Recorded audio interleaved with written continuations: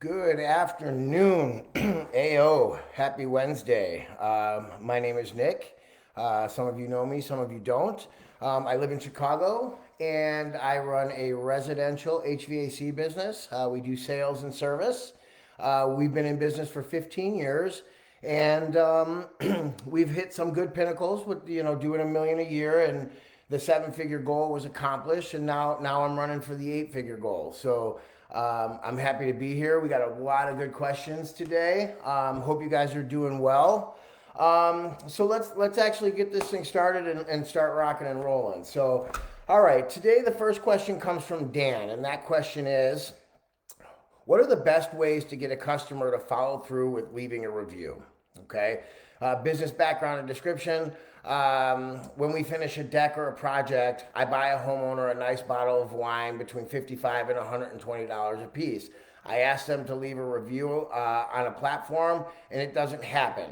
The current projects that I'm doing range anywhere from $15,000 to $65,000 in price. So, Dan, one of the things that I found is that you know the best way to get a good review is to leave them with something, a special moment, and buying wine is a really really good way of doing that for some people. For me, it would work great. I love wine. What we're actually doing is actually referring, and if they leave a review, we actually pay them. That's the quickest way to somebody's heart, is their pocketbook in most aspects. But as far as customer service, I found that if you give really, really good customer service, you're going to get that review. But you've got to be able to provide them with a nugget of, whether it's information, a feeling, a connection. It's a relationship built thing.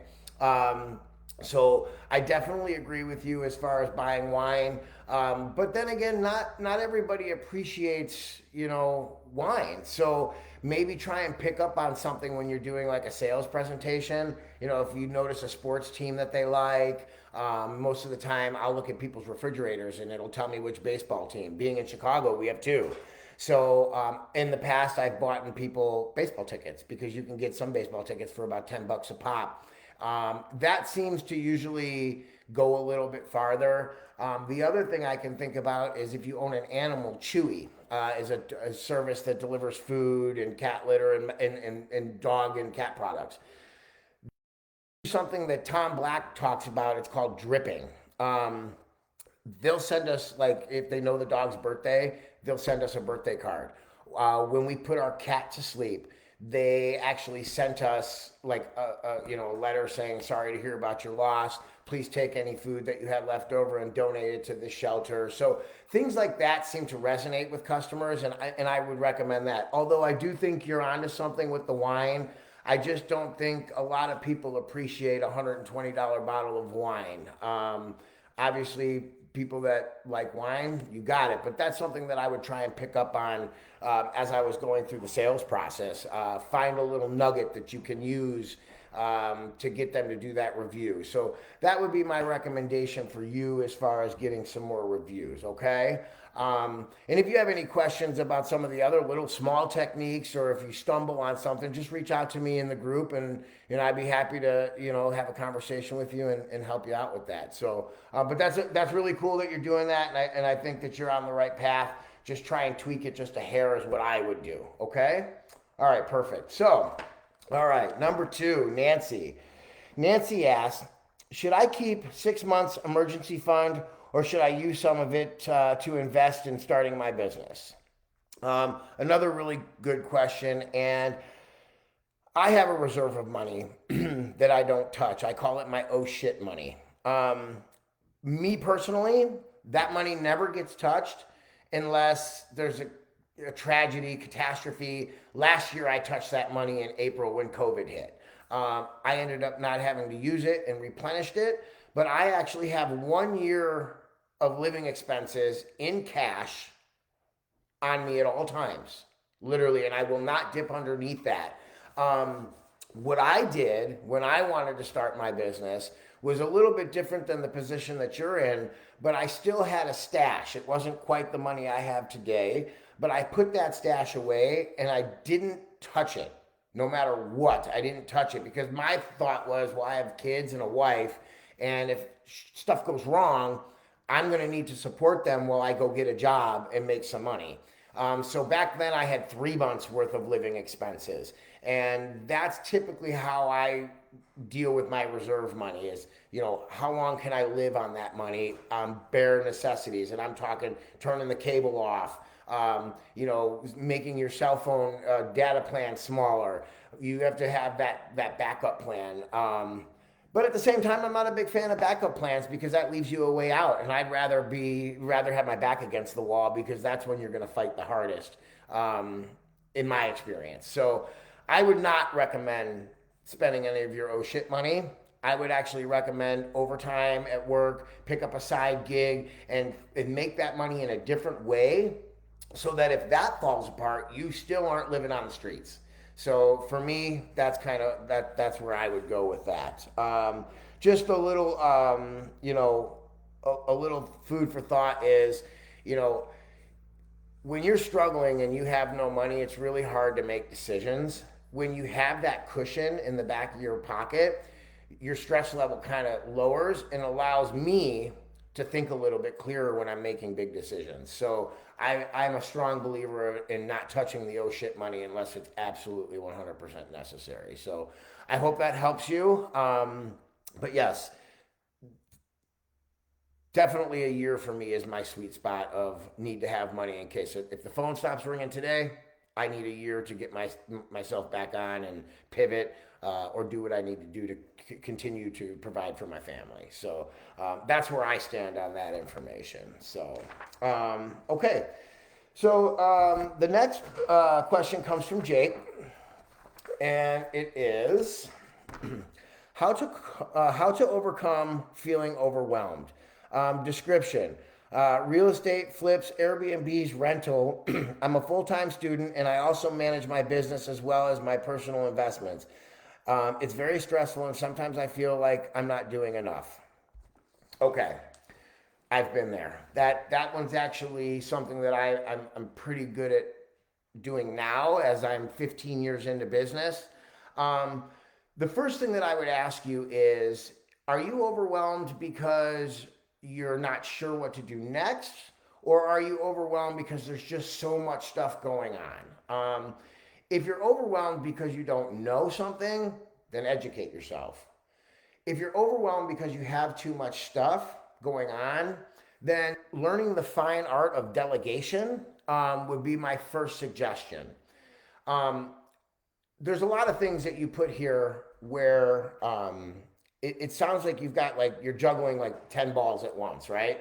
Well, you need to find whatever ball that you're not really good at and find somebody that's good at it and let them do that, because then you obviously you take the stress off you. So delegation was a really key factor in me growing the business, because like all entrepreneurs, when we first start out, you're wearing every single hat. You're the salesman, you're the technician, you're the advertiser, you're the business strategist.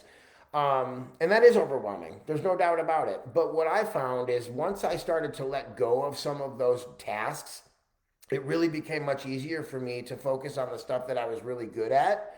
And that actually makes the business grow quicker. So if there's a way that you can delegate some of that stuff to either hiring a new employee or, kind of maybe time stamping your day a little bit better, where you work on this at this time and this on this time and have a plan. Because typically, if you have a plan to execute every day, that overwhelming feeling gets a little bit less, because you're like, okay, from 9 to 11, I'm going to do this. And from 11 to 12, I'm going to do that. And then you start looking at things, in blocks instead of this big pile of shit that you put on yourself every day, right? So for me, delegation, a plan, divide up your time slots each day, and that's how I make it through my day, because I face the same issues. I've got 8 technicians out there, all with different problems. I have advertisers calling me all day long. So I just set times, and that's when I deal with it. And if you don't catch me in that time, or I can't complete it in that time, then it moves to the next day. And then obviously I prioritize things, but that helps me a lot as far as not feeling so stressed. But definitely get the stress out of your life as quickly as you can, because you will perform much better when you don't have that overbearing weight on your shoulder every day. And you'll see that delegating makes you grow faster. So I hope that helps. And that's a great question though, and we all struggle with that. So you're not alone at all. All right. My next question comes from Zach, my man Zach, buddy, Mr. MVP. Holy cow. All right. So the question today is, how do you start training programs for employees, and what are the bare bones and structure for a successful program? Business description. Zach runs Diamond State Technology, specializing in working with access controls, cameras, and automations and security systems in residential and commercial areas. The reason why I'm asking this question is I'm growing rapidly and I need guidance on how to build a 6-month training program for my technicians. Thank you, mentors. Blah, blah, blah. Okay, so Zach, this is great. One of the things and resources that I would recommend that you start using is the distributor, okay, where you're buying this stuff from. Because typically the distributor will start training your technicians for free or even come to your shop and get them more familiar with your equipment. That's key right there. Then the manufacturer of those cameras will also offer training.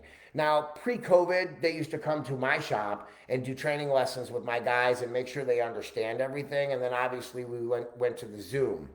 So as far as equipment and how to put it in properly to manufacture specs, definitely start with those programs because they're free, and a professional person that does training builds those programs, so you know that you're going to get a lot of value out of them. Sometimes for guys like you that have been in the business, it's a little monotonous, and we've heard this all before, but for the young guys that you're trying to train, they're going to get some value out of that.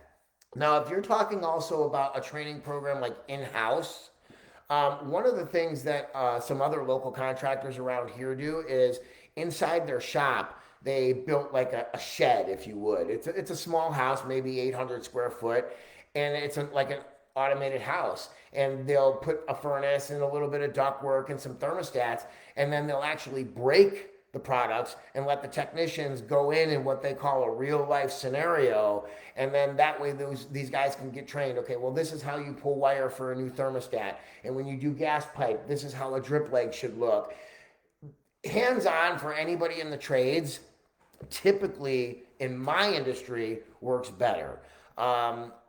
What I found in HVAC is that the technicians usually either dropped out of school, and that's why they're in the trades. So putting them in a room for 8 hours reading a book hasn't been very successful for me. The hands-on or doing a 4-hour class at a supply house where they get to touch stuff, that seems to work best for me.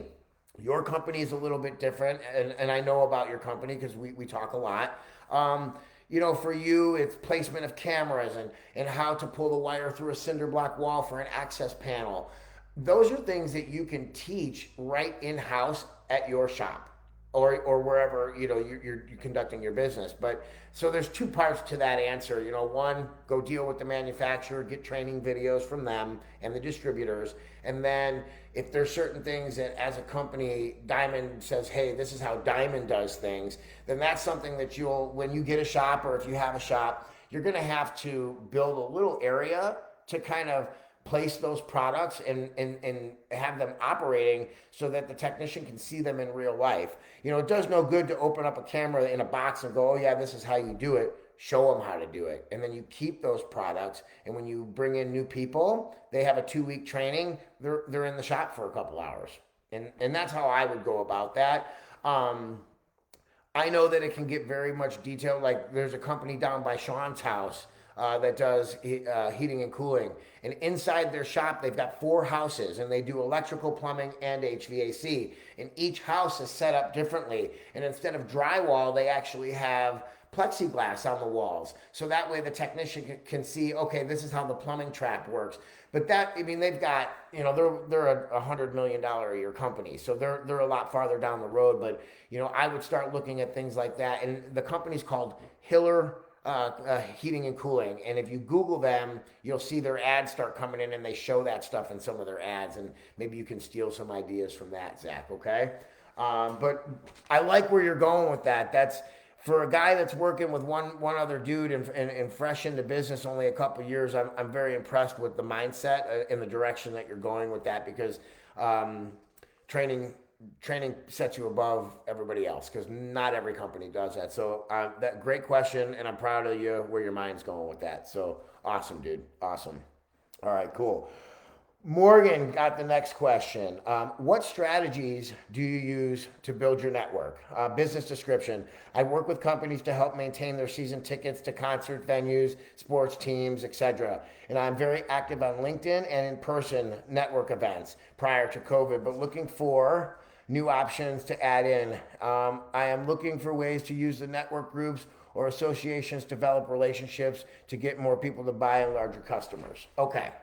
So networking for me is not my specialty. I'll just, full transparency there.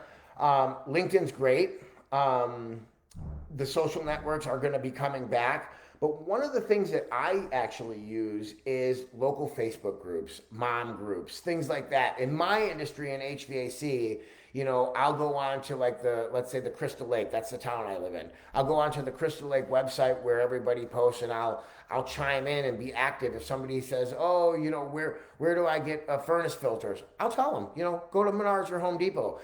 Yeah, it sounds like I'm turning business away, but you're providing a value and some information for them. People remember that kind of stuff. So that way, when it's something that they can't handle by themselves, they come to you. In your industry, I really wouldn't. I think you're doing good at what you're doing, but I've never been in that kind of business where I was in your position. So I might not have the greatest advice for you on that. And I believe, we got 25 other mentors in here that some of them work really well with that. And I would almost, JT actually, even though his business was a little different, I would reach out to JT and talk to him. He's a sharp son of a bitch, and I like him a lot, and he's a good human being. So definitely reach out to JT and see if he has any advice for you as well. And I'm sure he'll be answering this question for you in his mentorship session. So Morgan, I hope that helps. I know it's not a lot of information, but for me, that's where I would go, is the local Facebook groups. And but it's just a very different kind of business that I have. So, but a great question, and I hope you're doing well. Okay. All right. So let's head off to the next one. All right, what do we got here? Carrington asks the question, what are the techniques for getting potential clients to say yes or follow through on your sales pitch?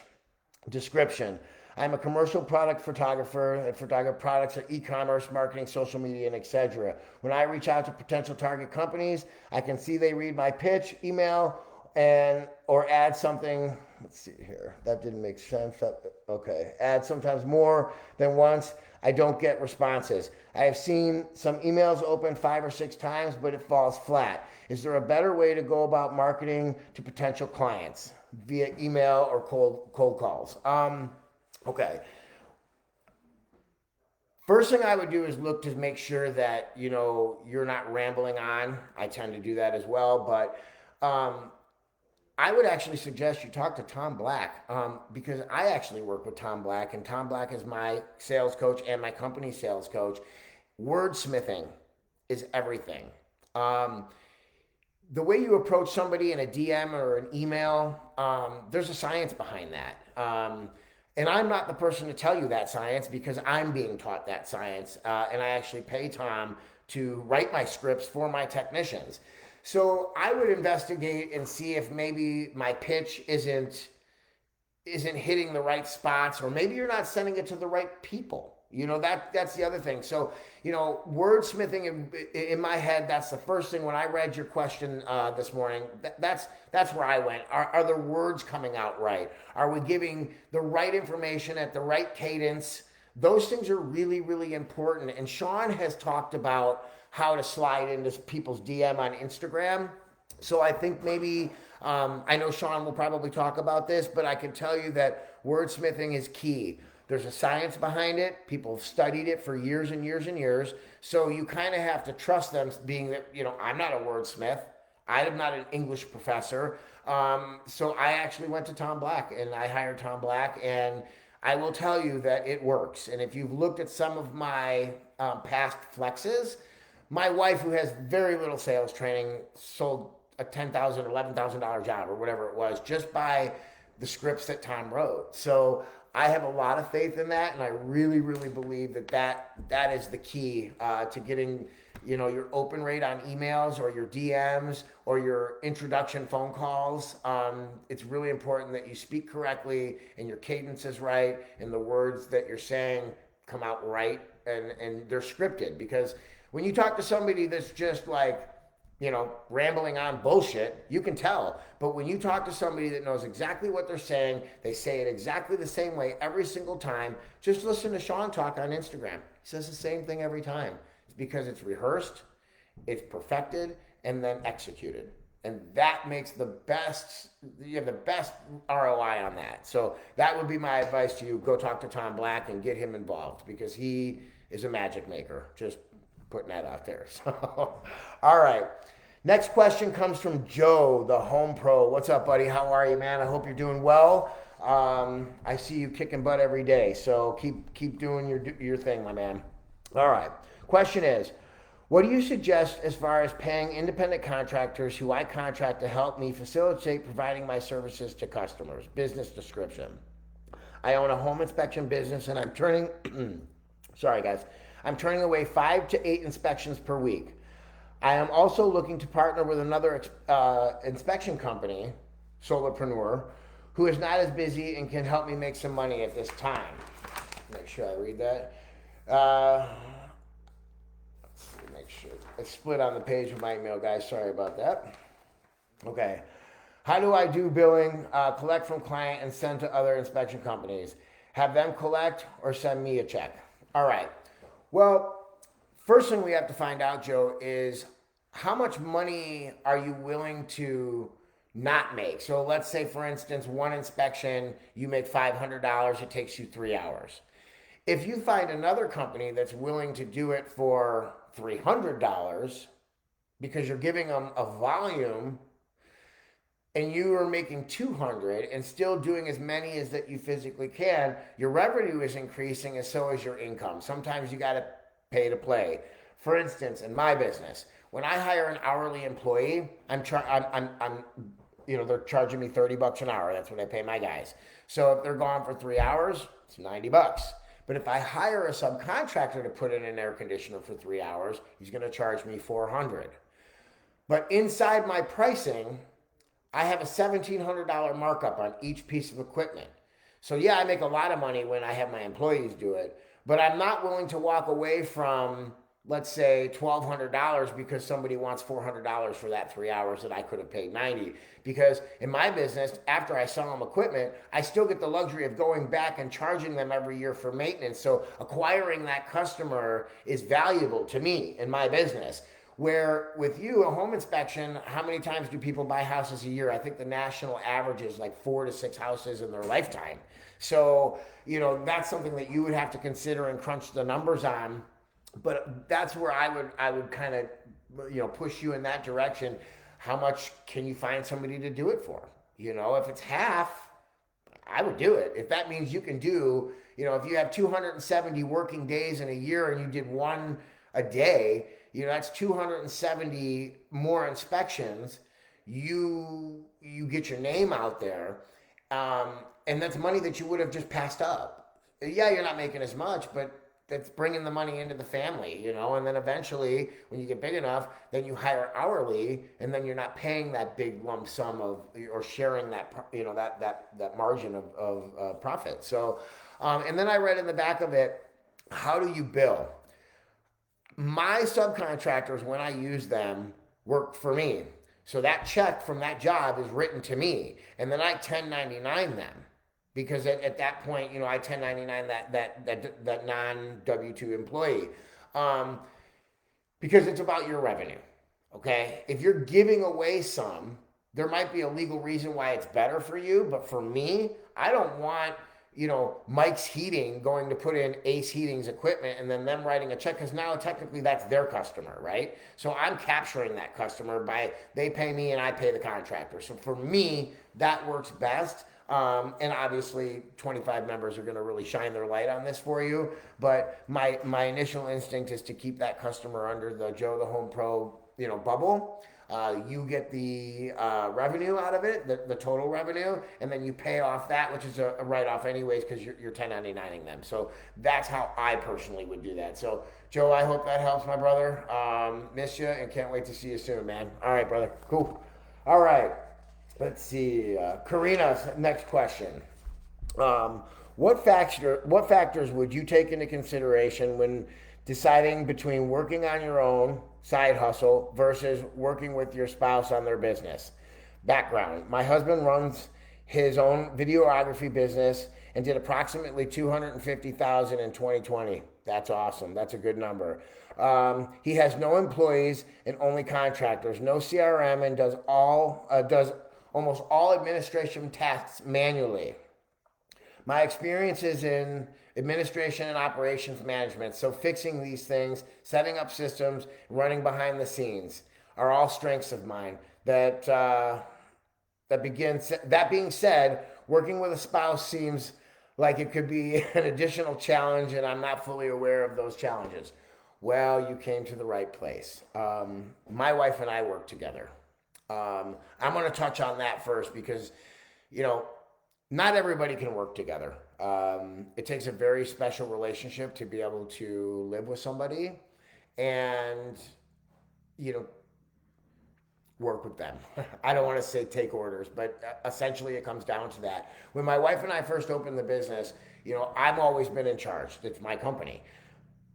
But what I realize is that she has value that I cannot bring to the table. So the way we do it is my wife runs the girls in the office and the administrative stuff. I run the boys in the back. There's certain things that I will always have the say in, spending money, advertising, things like that. But the things that like I don't care about because I'm in the back with the technicians is, oh, we're out of ink today. Well, I don't need ink, so why do I care, right? So I let my wife handle those things. And when we leave in the morning, it's kind of goofy. I actually take my own vehicle and she takes her own vehicle because we're not morning people to begin with. I don't like her in the morning and she doesn't like me in the morning. So I have my routine and she has her routine. And that's one of the most valuable things that we started doing for ourselves is not riding to work together. Because my schedule might be that I want to be there 15 minutes before she does, and then I'm irritated because she's not ready, and that carries on through the whole day. So separation of that for us was really good, and definitely delegating tasks. Look, this is what you do, this is what I do. I'm in charge of this, you're in charge of that. And don't step over those boundaries because those boundaries become kind of set in stone. Like I don't want my wife has no business telling my customers, you know, pricing. That's my job. And not because she can't, but I'm the one that's invested. I'm the one that knows the pricing. She doesn't look at what furnaces cost, so it's not her job. But I also don't determine when it's time to buy paper, when it's time to pay Ari, our accountant. That's left up to her. And I'm okay with that, but you know, that's a challenge. So definitely separate yourselves as far as tasks if you decide to work together. And remember, you got to go home with this person at the end of the day.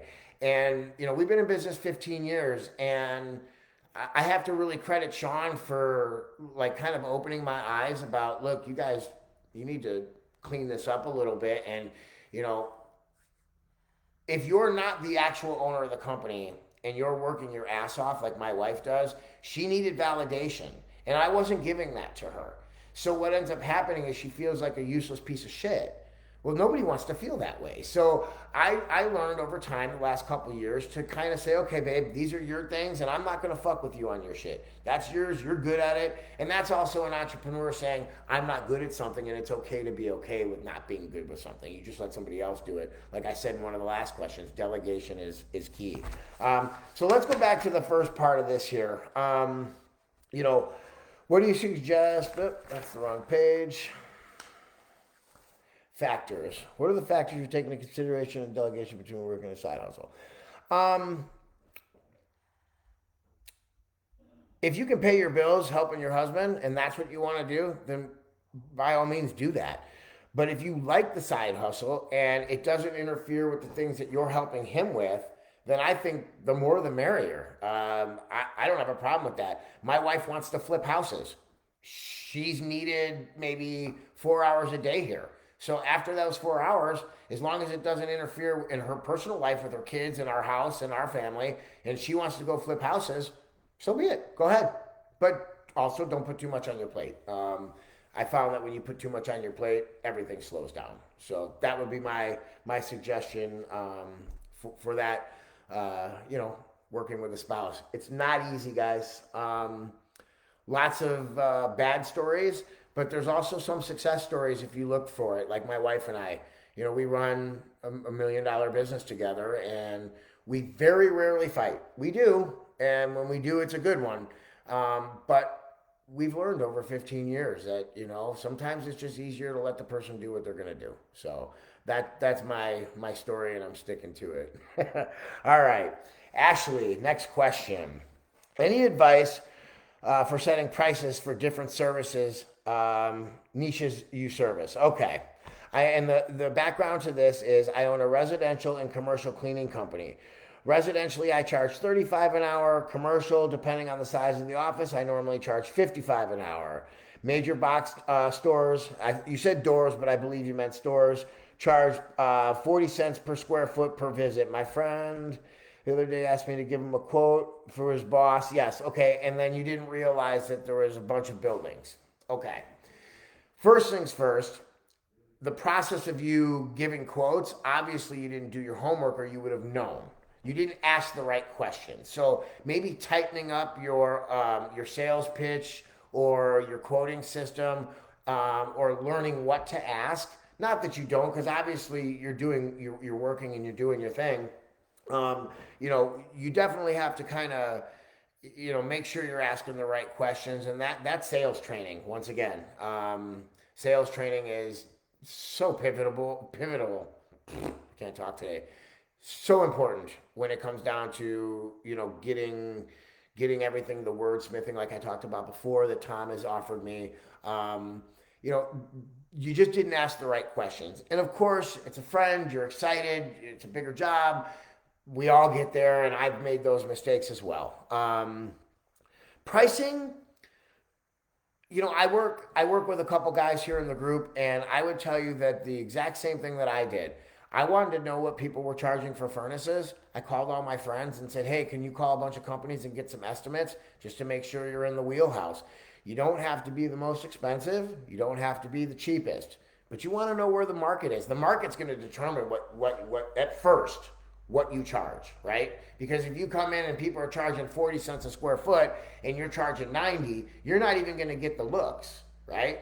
So what I've learned is go in somewhere within the ballpark and then show them how fucking good you are, and then demand more money, right? And JT will talk about this. Raise your prices until they say no, and then back it down a little bit, right?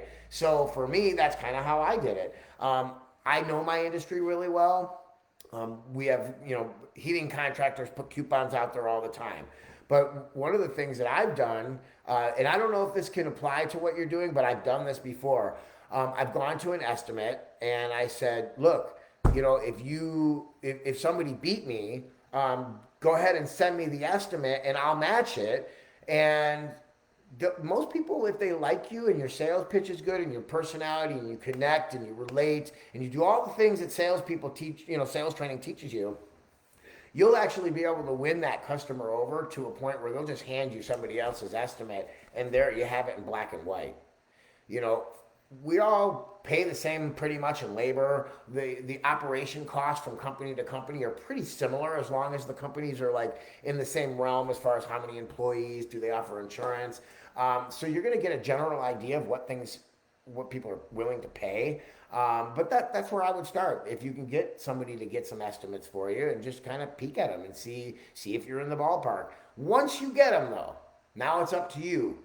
Do you blow them away with your service? Are you the best cleaning service? Do you leave mints on the pillows? I know that sounds crazy, but are there things that make you different from the competition that justifying you charging more? When I go get my trucks lettered, I don't really give a shit what he charges. He's the best. My stickers never peel off. My lettering never fades. So I had somebody come in and go, I can letter the truck for $800. Well, I pay like $1,600, but I don't give a shit. because I know it's going to be there. It's right.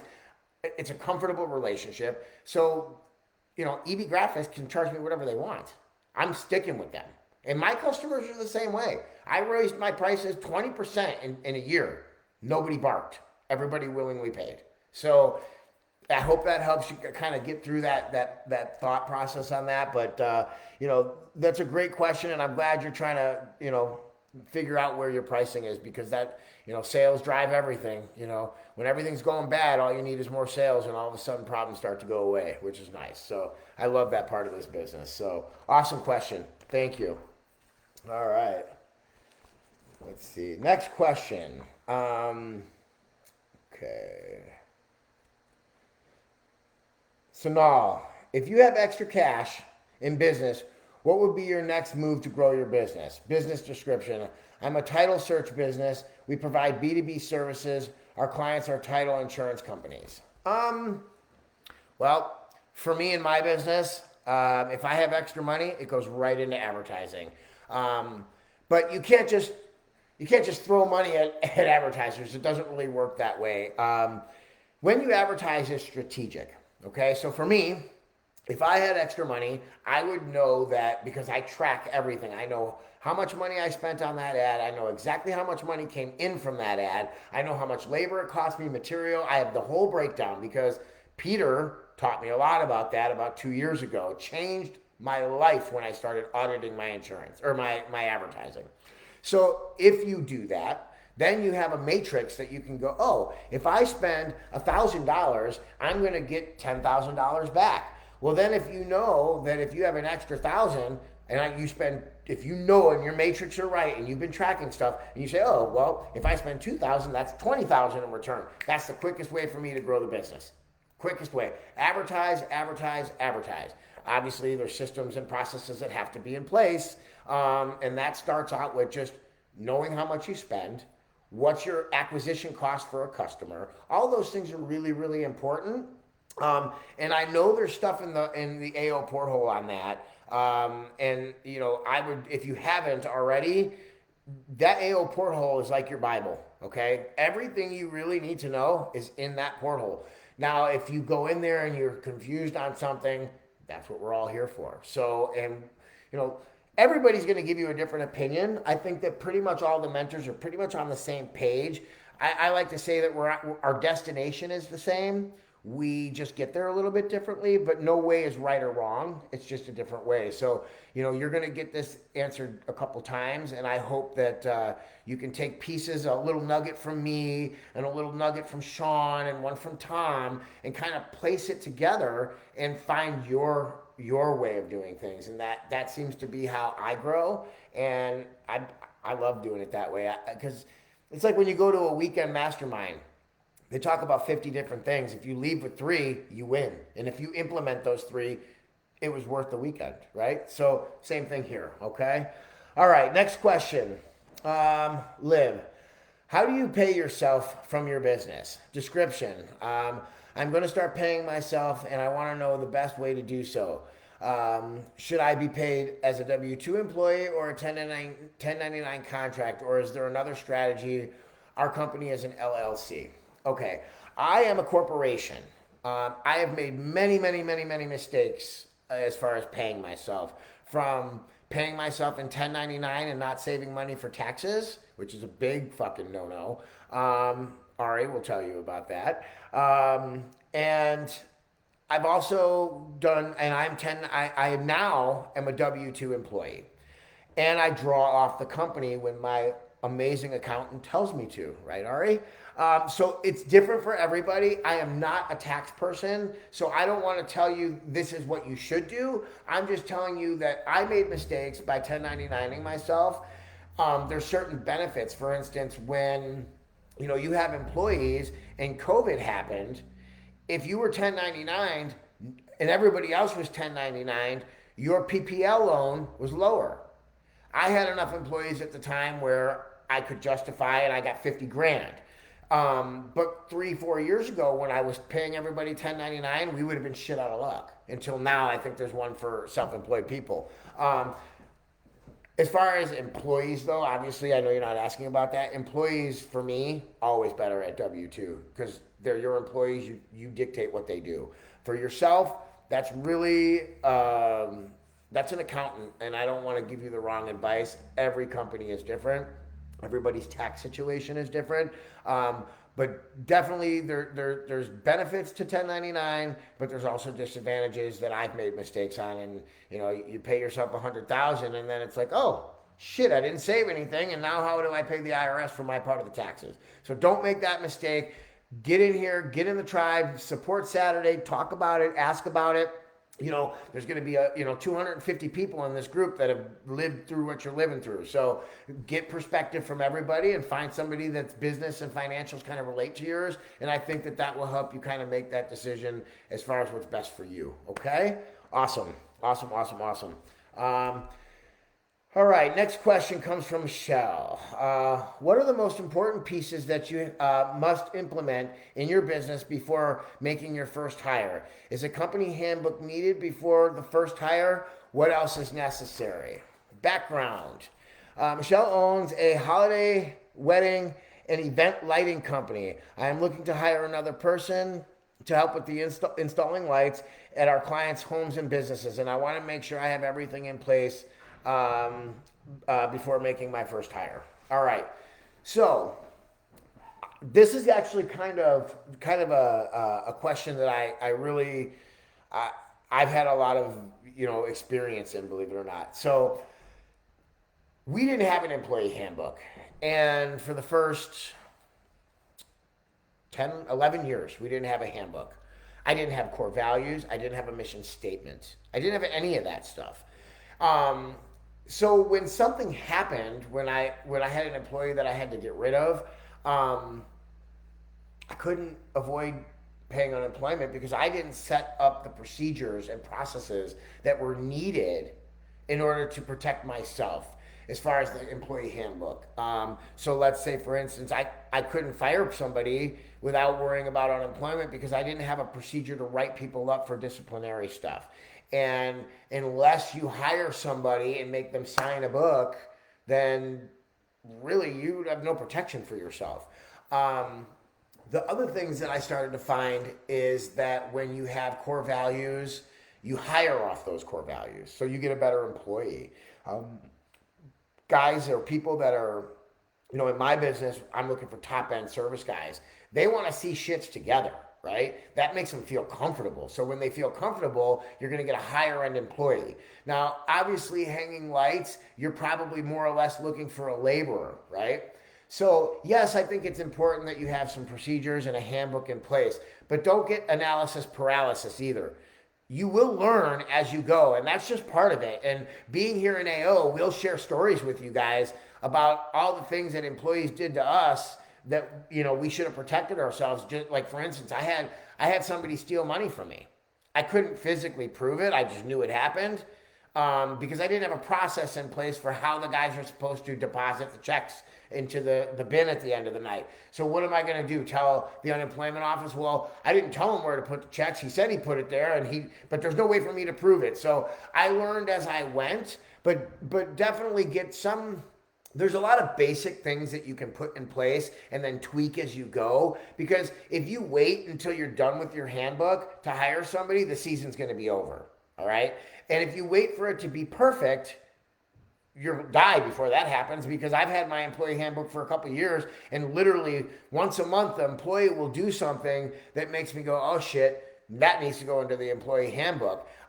Heather actually would be an awesome person to reach out to, because that girl is on top of her employee handbook, and I actually go to her for some stuff. So Heather from Heather's Pet Mobile in Texas. So if you don't know, definitely Heather is someone really cool to ask about, because she is super, really good at procedures and processes, and her employee handbook covers everything from, if you scratch my truck, I'm charging you.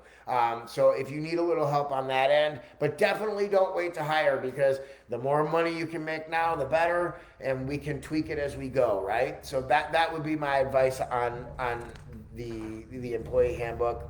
But definitely protect yourself legally.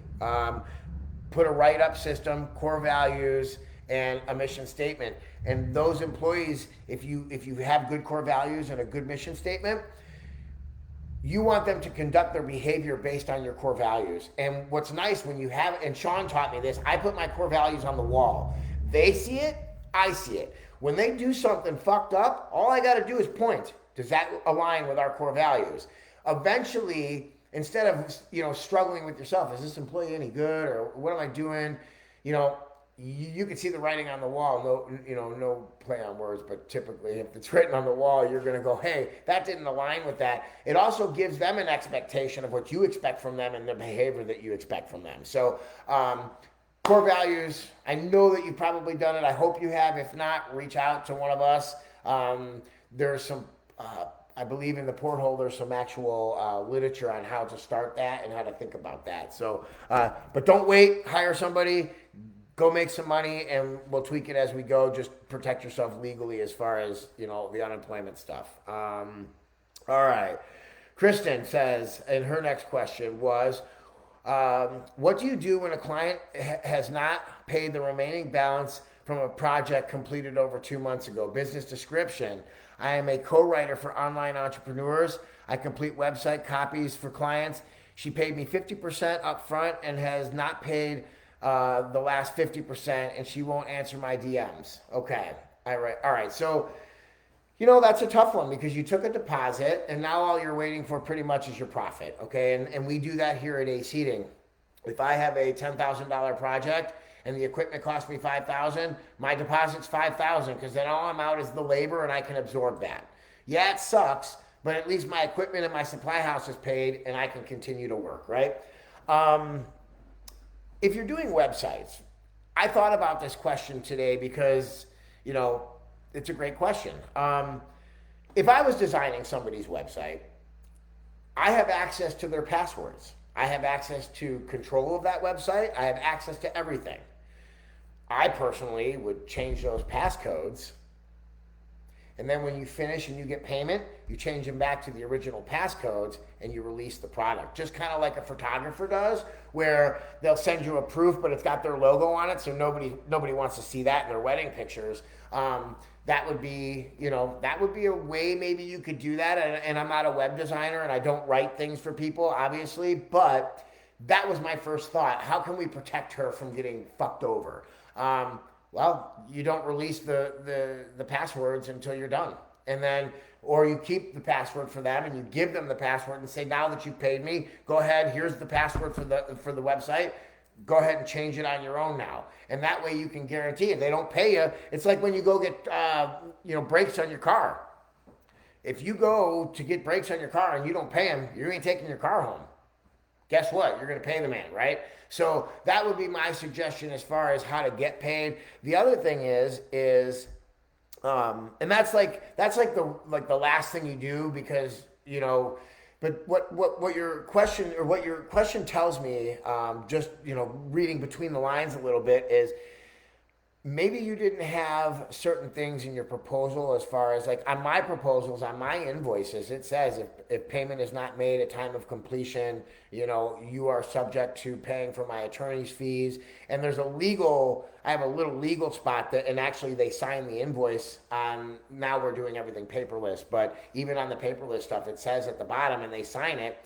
So that, hey, if you don't pay me, you're responsible for my lawyer fees. You're responsible for interest as well. After 30 days, I charge them interest for unpaid balances. And I've had to go to court for people and get my money before. And I got my money. And some people didn't have the money to get it, so I liened the residence. And when I liened the residence, they went to sell the house, and the closing company, or basically I think the title company it would technically be, wrote me a check, and I got a check in the mail one day, and I'm like, oh shit, what's this $1,000 from? And when I started reading through it, I realized that they went to sell their house, and at closing they said, well, we can't sell the house until you pay this lien. So obviously in a service-based business where I'm in somebody's house, it's a little bit different. But you could probably, like I said, change that would be my first thing, change the passwords. And like, you don't get the passwords until you pay me. Just like a photographer does. That would be, I think the easiest way, and then you disclose that in the contract that, due to the fact that I'm going to be working on your website, I'm going to change the password. I will release that password, and then you can change it back to your old password. Hopefully that helps you. Okay. All right. Let's see if we got anything else. We do not. Wow, guys, that was a lot of questions today. Thank you guys very much for sitting in and participating. I appreciate it. If you guys ever have any questions, just support Saturday. I can't emphasize enough. Also, we talked a lot about sales stuff today. So for anybody that's still with me here, Tom Black is an amazing human being. The knowledge this guy has in his pinky is more than I got in my whole damn brain. He put the sales pro code in AO for free. If you haven't watched that, I mean, honestly, that you have to. There's so many nuggets and so much great information inside that a lot of our problems as entrepreneurs is sales. And we have a resource in AO that donates his time, donates his information, and he really is really, really good at what he does. And I've sat through some other sales training through my supply house. There's no comparison, guys. The difference he's made in my mindset and understanding how I operate and the wordsmithing has been so valuable. I believe he's $500 a month for, smaller guys. And then it gets, obviously the more employees you get, it's an individual basis. But to be honest with you, I would pay $1,000 a month to have Tom on my team working with my guys, because the ROI is phenomenal. And even if it's about training you or learning body techniques, and there's things that he's taught me. When people lean like this, they're paying attention. When they're not like this, they're not. Well, that's some pretty basic stuff. But I'm a heating guy. What the fuck do I know about that stuff? So when I started to learn about that stuff, I started watching people, and I got really good at reading body language. I got really good at having chemistry with people. And I'm up $700,000 from last year. I'm already at 115% growth in the first quarter of this year. And, a lot of that has to do with Sean and Tom. Yes, I've put in the work. And, it's a three-way street, But, guys, use the resources. I just can't even...